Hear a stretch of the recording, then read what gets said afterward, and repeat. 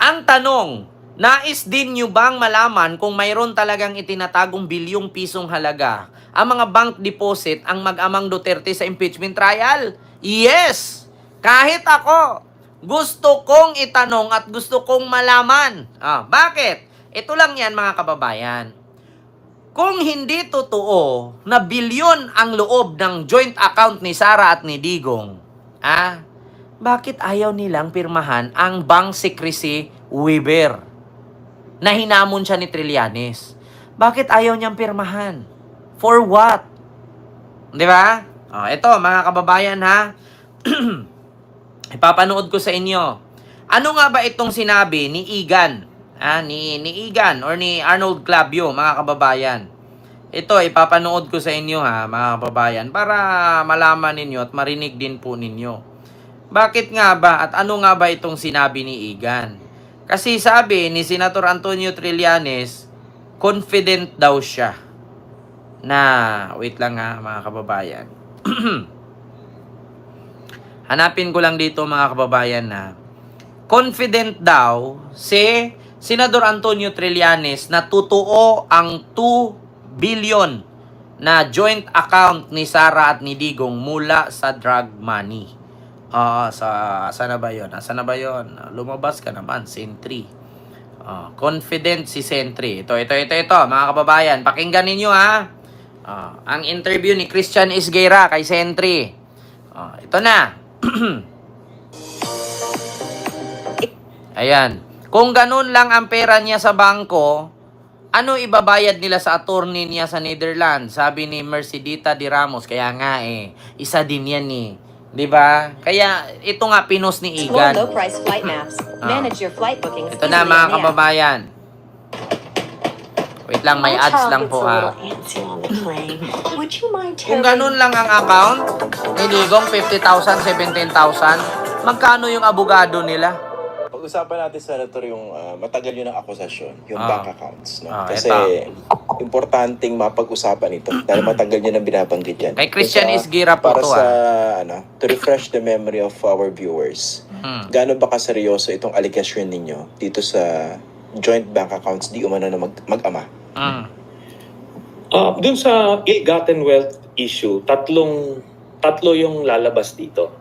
Queen Lioness, sino po? Yung bank account mismo ni Sara na more than 100 million na hindi niya dineclare sa salin niya. Yung sa kanya lang ito. Yan, that's one. Tapos next, yung bank account niya na joint with Duterte, the father. Ito na yung may pumasok na daang-daang milyon na abot sa billions yung transactions, total transactions. Yan yun. Yan yung pangalawang issue. Yung pangatlong issue ay yung nag-encash siya ng cheque from a drug lord while she was mayor. Nako. So dalawang beses ito. Dalawang beses siya nag-encash ng manager's check. At hindi lang siya, pati yung mga kapatid niya, si Hanilet, so apat silang nagre-receive ng dividendo. Hindi pala, tatlo Hanilet. Pati si Lima.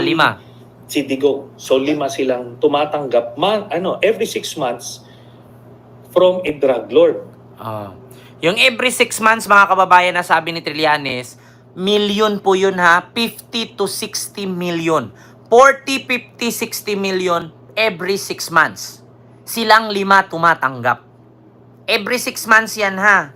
Kaya nga po, mga kababayan, umaabot siya ng 2.4 billion. Drug money po yun. Sabi ni Trillanes. Ito na. Hindi naniniwala ang mga DDS dito. Ngayon ang tanong, saan sila kumukuha ng pambayad nila? 100 days na si Digo ngayon, no? Sa 100 days, 3 months mahigit na. 150 million a month. Yung abogado, nakakalahating bilyon na si Digong. Ngayon ninyo sabihin na hindi totoo ang aligasyon ni Trillanes, saan galing ng 400 million si Digong pinambayad niya doon sa abogado niyang si Kaufman? 450 million na po, kung 150 million po ang per month. $9 million 25,000 euro. a month. 9 million dollar a month.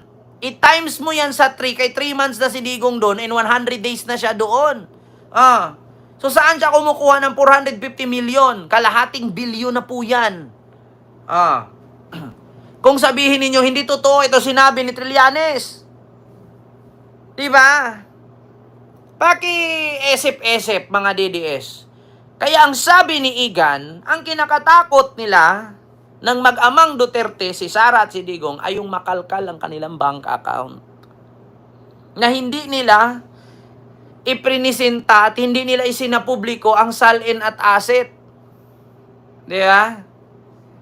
150 million, 25,000 euro, $9 million a month. I-times mo sa 3 months. 450 million na po. Kalahating bilyon na. Saan galing? Kahit pagsamasamahin mo sahod ng mga anak niya, lahat hindi kayang i-accumulate yan. Maliban na lang kung may businesses sila. At maliban na lang kung ang business nila ay kumikita ng milyon a month. Sabihin natin, may 7-Eleven sila buong Davao. Sure ba kayo kumikita yan ng milyon a month? Lugi naman siguro. Ano, magtitinda ka sa 7-Eleven, tapos ibayad mo lang dun sa dahig? Continue. Yan yun. Dividendo eh. So, nung una, cheque yung pagbayad sa kanila, kaya doon na-flag yung manager's check. Dalawa. Then, after 2 years, after 4 payments na every 6 months, kaya nga, Sir Edgar, ano na sila ng cash na diretso wala silang business. hinuhulog sa kanilang mga accounts. So, yun yung... Gaano po kayo ka-confident dito sa inyong aligasyon? Kasi technically, kung sakaling mag-decide yung impeachment court na pabuksan yung mga bank accounts na yan, and they're very, very powerful, di ba, impeachment court, dalawa pwedeng mangyari. Ma-confirm yan, o mapahiya kayo. So, how confident are you? How confident daw or confident si Trillanes kung sakali na bubuksan sa impeachment trial itong mga bank account ni Sara? Ma'am Josephine Paramil, maraming salamat po ma'am sa yung $5 super sticker. Thank you so much po. How confident si Trillanes kapag binuksan ng impeachment trial itong bank account ni Sara? Kasi kung hindi totoo ang aligasyon ni Trillanes, mapapahiya siya dito. Pakinggan natin yung tanong ni Christian Isguera kay Trillanes. Gaano po kayo ka-confident dito sa inyong aligasyon? Kasi technically, kung sakaling mag-decide yung impeachment court na pabuksan yung mga bank accounts na yan, and they're very, very powerful, di ba, impeachment court, dalawa pwedeng mangyari. Ma-confirm yan, o mapahiya kayo. So, how confident are you? Sir Dante Lee Guzman, salamat po sir sa yung 6 euro super sticker. Thank you so much po. How confident nga si Senador Antonio Trillanes? Very confident. No? Very. I'm sure of it.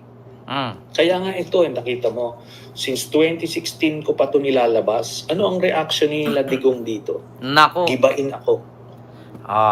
Sa Sirisa Force, hindi ko po kayo maisa-isa. Salamat po. Thank you so much po sa pag-support po. Ayan. So, very confident si Trillanes. So, ano nga bang ginawa ni Digong at sa mga Duterte kay Trillanes nung panahon na nasa power sila? Eto. Hindi yung i-address yung issue. Palagi nilang, ina-unleash niya yung mga troll farm nila to attack me Tita Sepsi, hello po. personally. Bawiin yung amnesty ko, papatay ako, lahat ginagawa niya. But, he never addressed this. Diba, hindi siya pumirma ng waiver. Noong ko pa pinapapirma to, 2016 pa lang. Hanggang nung sa Quadcom last year, diba, gumawa siya ng eksena nung sinabihan siya ni Congressman Suarez na Salamat, Sir pumirma ka na Dante. ngayon. Para lang, baka pwedeng pumirma ka na ngayon para magkaalaman na. O gumawa siya ng eksena para maiba yung usapan. O sampalin daw niya ako. Nung pumayag ako sampalin, ayaw pa rin. Diba? Kasi daw, joint daw yun.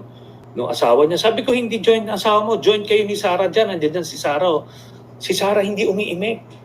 Diba sa sa sungit ng tao na yon, humaharap ng issue yan. Hindi niya maharap. Kasi alam nilang totoo. Oh, di ba? Ang sabi ni Digong iniba niya, joint account daw ni Hanilit at sa kanya. Sabi ni Trillanes, hindi! Joint account ninyo ni Sara yun. Nandyan si Sara. Hindi umiimik si Inday. Hindi umiimik si Inday. O ba? O, mga ka-DDS. Sabihin ninyo ngayon sino sinungaling. Sabihin ninyo ngayon. Di ba? O. Andun si Inday, na nanood. Hindi daw umiimik si Inday. O, sa sungit daw ng tao nun, ba't hindi nagsasalita? Di ba, Ma'am Sheila, Bartolet, maraming salamat po. Bert P. Lut, ayun, maraming salamat po. Baliktad tuloy. Di ba? Sasampal. Anong kapalit, sir? Anong kapalit, sir? Sampalin ko siya sa publiko, sir. Nga, sabi ni Digong yun. Ano sabi ni Trillanes? Dito. Kasi daw, joint daw yun. Nung asawa niya. Sabi ko, hindi joint na asawa mo. Joint kayo ni Sara dyan. Andiyan si Sara. Si Sara hindi umiimik. Di ba sa ano nun? Sa sungit ng tao na yon, humaharap ng issue yan. Hindi niya maharap. Di ba? Kasi alam nilang totoo. In short, sa Oy, Ma'am Joyce, maraming salamat, ma'am, sa yung 10 super chat. Tilo Kent and Company from Bay Area, California. Salamat po, Ma'am Joyce. Thank you so much sa yung super chat. Ingat ka po palagi dyan, ma'am. sa tapang nila o sa yabang nila, kung hindi totoo yan, madaling isampal sa mukha ninyo yan, di ba? Yeah. Dito sila naduduwag. Nilabas ko rin yan nung nagka-hearing sa Senate kay Mans Carpio tsaka kay Pulong Duterte. Di ba? Narinig ninyo, mga kababayan? Diyan sila naduduwag. Ate Eva! Nako, Ate Eva! Maraming salamat sa yung $20 super sticker. Thank you so much! Nako, Ate Eva. Dito daw sila naduduwag, sabi ni Trillanes. Ngayon, nalalaman nyo na, mga kababayan. Salamat po, Ate Eva. At sa Sirisa Por, silo po. So ito, mga kababayan, ulitin natin. Kasi may ads diyan sila naduduwag. Ito. Rin yan nung nagka-hearing sa Senate kay Mans Carpio tsaka kay Pulong Duterte. Sabi ko, pirma ba kayo ng waiver to prove me wrong? Ayaw nila. Ilang beses yon, ayaw nila. Kaya nga, ito, ginagawa yan nila Bato, nila kung sino-sino mga pro-Duterte senators para mapigilan itong issue na ito. Nako! Okay, ngayon, ito yung sinasabi ko. Marami kasi magsasabi na, hindi, beyond, ano naman yan? Hindi naman yan time na vice president siya. Di ba? Ganon yung sasabihin. Alam mo, ito na ngayon papasok yung nature yung quasi-judicial, kung bakit political, judicial ang nature ng impeachment court. Kasi kung purely judicial ito, kunyari, mga Supreme Court justices yung mga naglilitis niyan. Nako, Ma'am Flor de Lisa Yong, maraming salamat sa yung 50 Hong Kong dollar super sticker. Thank you so much. Di ba? Maraming technical. Madidismiss ito by pure technical matters. Pero because of the the political nature of the impeachment court, tatlo yung criteria dito. Sa huwes kasi, kung may ebidensya ba? Kung may ebidensya ba, yun lang enough na sa kanila. Sa impeachment, po, tatlo. Una yung ebidensya. Kung may ebidensya pa, pagka sabihin yes, o sige, punta ka sa next question. Ano ba? Ito ba ay nakumbinsi ba yung taong bayan? Okay ba sa taong bayan? Hindi ko mo may ebidensya, pagka ayaw ng taong bayan tanggalin sa pwesto, hindi pa rin. Kagaya nung kay Bill Clinton. Na-present ng prosecution yung ebidensya about the illicit relationship with Monica Lewinsky. Pero for the American people, they don't care. Oo.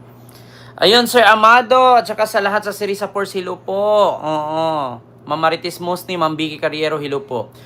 So, ayun nga, mga kababayan. So, tama nga ang sabi ni Igan na ang kinakatakot ng mag-amang Duterte ay yung makalkal ang kanilang bank account. Oo, sabi yan ni Igan. So, si Igan ay nagbe-base din po kay Senator Antonio Trillanes. Nako, mga kababayan, nakakatakot ito, mga kababayan. Sabi ni Danilo, bobo siya. Handa mo na yung paggilit sa liig mo. Pauwiin niyo muna si Digong. Alam nyo, yung salitang gilit-gilit na yan, gagawin ko yan kung makauwi si Digong. Pero kung hindi makauwi si Digong, magilit kayong lahat. Challenge ko kay mga DDS ha. Pag nakauwi si Digong, magilit ako ha. Ngayon, pag hindi makauwi si Digong, kayo lahat magpakamatay mga DDS. Kasi